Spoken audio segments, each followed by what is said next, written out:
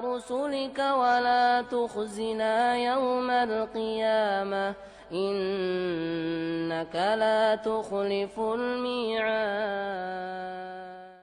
Judulnya Riya Terselubung. Nanti antum bisa lihat di internet ya. Riya Terselubung. Tulisan itu sudah lama, saya tulis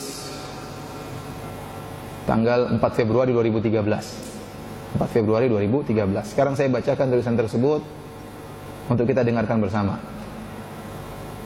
Qala Firanda hafizahullah ya. Ini doakan, bilang amin dong. Berkata Firanda, semoga Allah menjaganya ya. Syaitan tidak berhenti berusaha menjadikan amalan anak Adam tidak bernilai di sisi Allah. Syaitan tidak berhenti berusaha menjadikan amalan anak Adam tidak bernilai di sisi Allah. Di antara cara jitu syaitan adalah menjerumuskan anak Adam dalam berbagai model riya.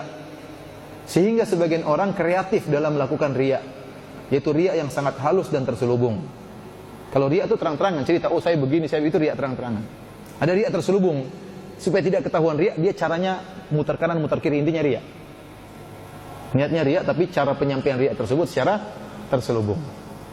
Di antara contoh kreatif riya tersebut, jadi riya kreatif ini. Riyanya kreatif. Di antara contoh riya kreatif tersebut adalah yang pertama. Ini saya sebutkan 8 contoh kalau nggak salah. Pertama, seorang menceritakan keburukan orang lain, seperti pelitnya orang lain, atau malas sholat malamnya orang lain. Orang itu tidak rajin untuk ilmu. Maksudnya apa? Dengan maksud agar para pendengar paham bahwasanya ia tidaklah demikian. Ia adalah sebaliknya. Ia adalah orang yang dermawan, rajin untuk ilmu, rajin sholat malam. Sehingga secara tersirat ia ingin para pendengar mengetahui tentang amal ibadahnya. Ini kan tidak langsung. Paham? Dia tidak bilang, oh kalau saya menuntut ilmu saya rajin. Kalau saya rajin sholat malam. Kalau saya rajin bersedekah. Kalau saya tidak pelit. Kalau ngomong gitu riya.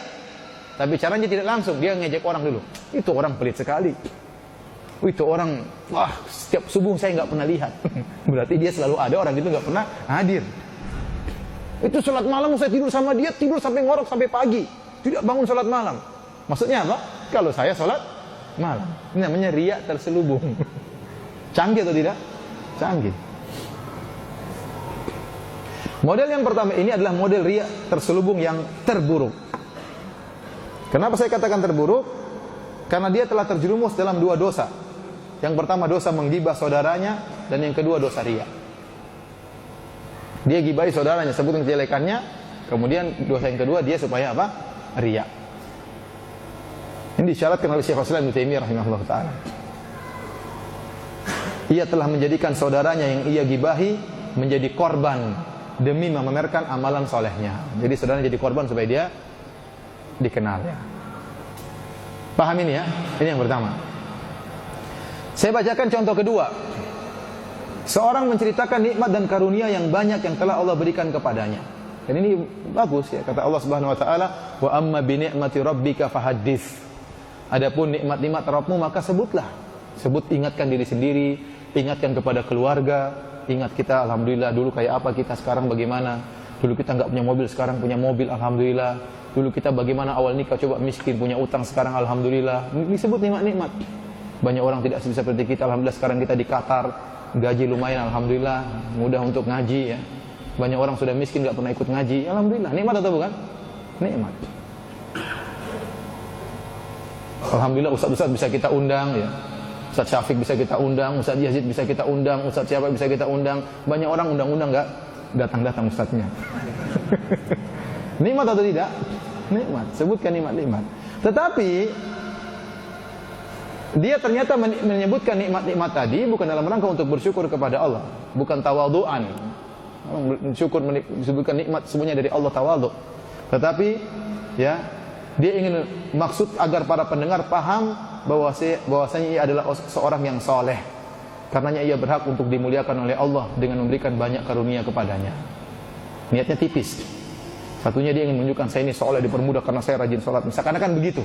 Ya, jadi Anda waktu sebutkan nikmat yang Anda rasakan, tujuannya apa?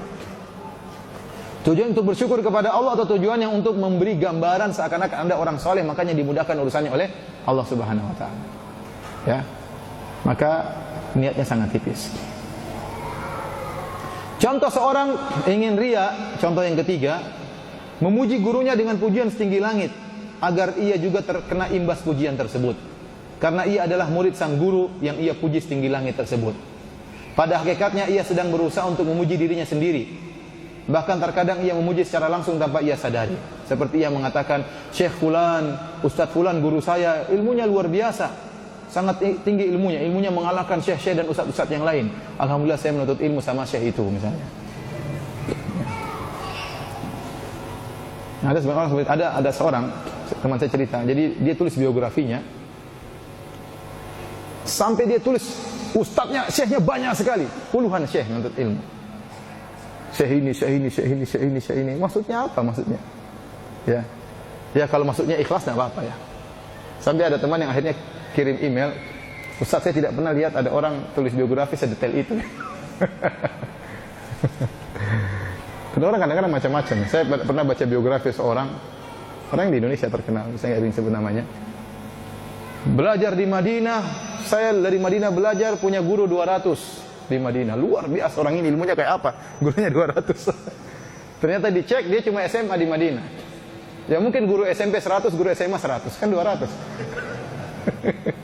Terus ingin apa? Ingin mengesankan Anda juga hebat punya guru 200. Cuma lulus SMA di Madinah.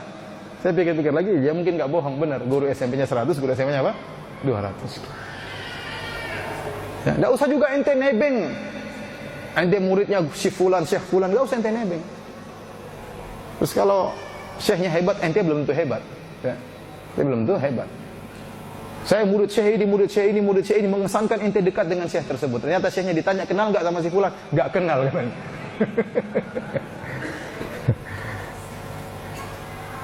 Ya kalau memang ada timbul keraguan, tidak apa sebutkan. Saya belajar ilmu sama ini. Cukup beberapa syekh yang kita tahu itu sudah orang tidak ragu lagi dengan kita. Tidak perlu sebutkan 100 syekh yang kita belajar ilmu darinya. Ngapain? Oh niat saya untuk menolak syubhat. Ya mungkin mudah-mudahan, tapi jangan sampai karena riya. Ya, sehingga menyatakan ini mamerkan ilmunya, kan sebenarnya kan pamer. Orang saya sudah hafal Quran, itu kan pamer sebenarnya. Ya, saya sudah gini, itu sebenarnya kan pamer. Hati-hati. Ya, makanya menulis biografi itu hati-hati, jangan sampai ada nilai apa? Riya. Keempat, riya terselubung. Contohnya merendahkan diri tapi dalam rangka untuk riya agar dipuji. Bahwasanya ia adalah seorang yang low profile. Inilah yang dimaksud dengan merendahkan diri demi meninggikan mutu. Ya. Oh kalau saya enggak, enggak, maksudnya supaya orang ini apa?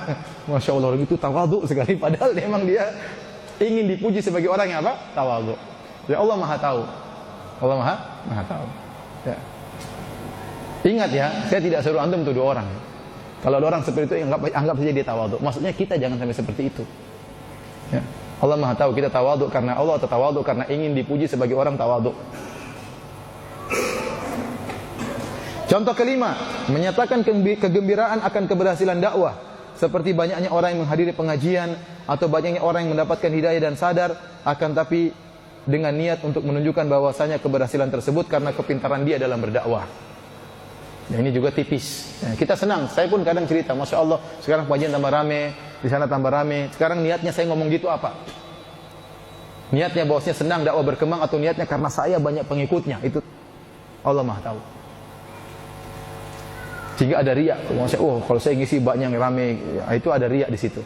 Tapi kalau niatnya benar-benar untuk menjelaskan bahwasanya sunnah berkembang di mana-mana, bagus, nggak apa. Kita jelaskan tentang perkembangan Islam, perkembangan dakwah agar orang-orang termotivasi untuk terus berdakwah.